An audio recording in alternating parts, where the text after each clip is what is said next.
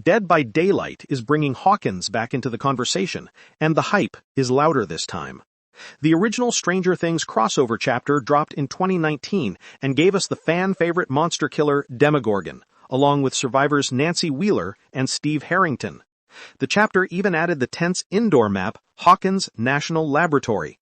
But in 2021, licensing disputes made the chapter vanish from stores, and new players couldn't buy it. When the collab returned later, it rebuilt excitement in a huge way. Now, Behavior Interactive has announced Stranger Things, Chapter 2, launching in January 2026.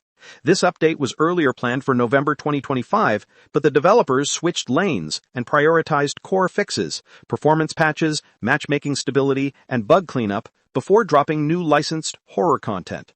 The delay wasn't accidental, it was intentional, and fans actually appreciate that choice. The new killer teaser has been one of the most talked about parts. The official trailer shows a tall humanoid silhouette standing in the fog. No character artwork reveal yet, and no direct official stamp calling out his name with visuals so far, but the shape, posture, and pure supernatural menace clearly feel Vecna-coded. Calm, layered, psychic, the exact horror tone this chapter is leaning into. The survivor side of the chapter is also sparking conversations daily.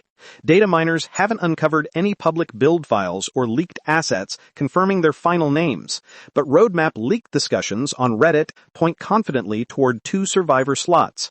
The strongest community belief is that Robin Buckley takes one place, and the second feels like either Joyce Byers or Jim Hopper could fill it. Again, not officially confirmed by art assets yet, but the rumor trail feels very aligned. What does this all mean for gameplay?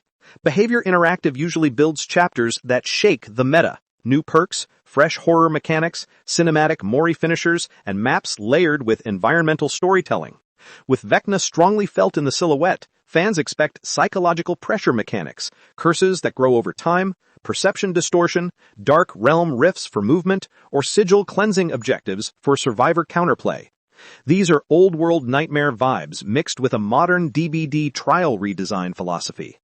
Even the Mori potential sounds obvious when you connect the dots. Vecna doesn't go loud, he goes visual theater lethal. Floating survivors, psychic snaps, fog fracturing around sigil collapse energy. This chapter feels like it wants finishers that tell stories, not just eliminate players. And then comes the map. Hawkins 2019 was indoor chaos perfection for many. With this returning in 2026, the team has time to redesign or expand the realm visually, even if it still carries franchise nostalgia weight instead of ultra-modern sheen. Whether Hawkins returns sharper or upside-down influence bleeds into a new environment, it should land dense with atmosphere.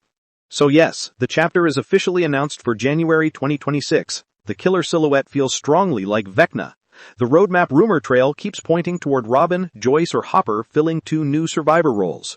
No art or datamine assets leaked publicly for survivors. But the feeling around this chapter isn't doubt, it's anticipation. Fans waited long enough to respect the delay. Now the fog waits for them to survive it again. If you had fun with this one, drop a like, subscribe, and join us for more gaming stories. Thanks for being here.